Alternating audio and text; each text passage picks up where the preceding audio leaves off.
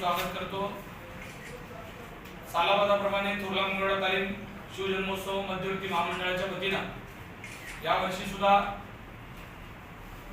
जे ग्रामीण भागातून शिवभक्त छत्रपती शिवाजी महाराजांची मिरवणूक पाहण्याकरता शहरात उपस्थित असतात अशा शिवभक्तांसाठी शिवभोजनाची व्यवस्था मंडळाच्या वतीने केलेली आहे।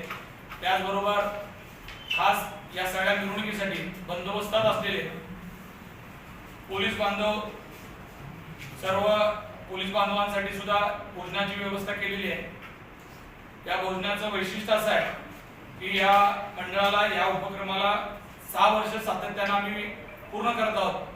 6वं वर्ष करत असताना पहिल्या वर्षी ज्या पद्धतीनं संपूर्ण जेवण टेबल खुर्चीवर ही जी या जेवणाचं विशेषता आहे ती अजून तशीच कायम ठेवलेली आहे। या वर्षी सुद्धा जेवणामध्ये टेबल खुर्चीवर व्यवस्था असणार आहे। जेवणामध्ये भात, पुरी, भाजी,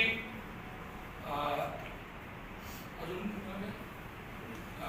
राईस हे सगळ्या 5 पदार्थांचं मिश्रण या जेवणामध्ये असणार आहे। संपूर्ण जेवण हे असणार आहे। हे जेवण कुठेही वाटप नाही आहे, म्हणजे शिवभक्त कुठेही हात पसरून काहीतरी अन्नदान ग्रहण करताय अशा पद्धतीची या भावनेतून हा कार्यक्रम उपलब्ध आपण करत नाही।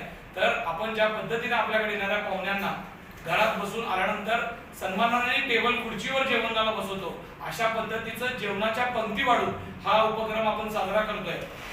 जेवण ही काय खूप मोठी गोष्ट आहे असं मी मानत नाही, पण खऱ्या अर्थानं ग्रामीण भागातून दूरवरून आलेला कार्यकर्ता सकाळी लवकर सोलापुरात येतो आणि सकाळी लवकर आलेला रात्री मिरवणुका उशिरा बघून जात असताना पुन्हाही बरोबर आलेल्या कार्यकर्त्याचे हॉटेल बंद असतात, त्यांची मोठ्या प्रमाणात तारंबळ होते। तर अशा लोकांची सेवा करायला मंगळवार तालीम मंडळाच्या पदाधिकाऱ्यांना मिळते हे आम्हीच आमचं भाग्य समजतो की जेणेकरून छत्रपती शिवाजी महाराजांच्या या मोठ्या भव्य मिरवणुकीमध्ये आपलाही काहीतरी सहभाग असला पाहिजे या उद्देशाने आम्ही हा कार्यक्रम करतोय। या कार्यक्रमाला कुठलीही राजकीय पक्षाची झालं नाही आहे। सर्व पक्षाच्या लोकांना सर्व सामाजिक संघटनेला एकत्रित करून त्यांना तिथे उपस्थित आणून हा कार्यक्रम केला जातो।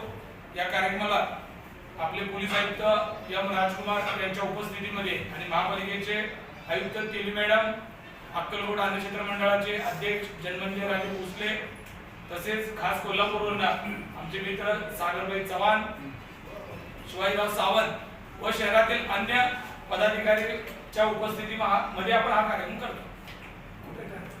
कार्यक्रमाचं स्थळ छत्रपती शिवाजी महाराजांच्या पुतळ्यालगत असलेला बाजी अण्णा मठालगत तिथं असलेला तो रस्त्याला आपण हा कार्यक्रम करतो। बाजी अण्णा मठाच्या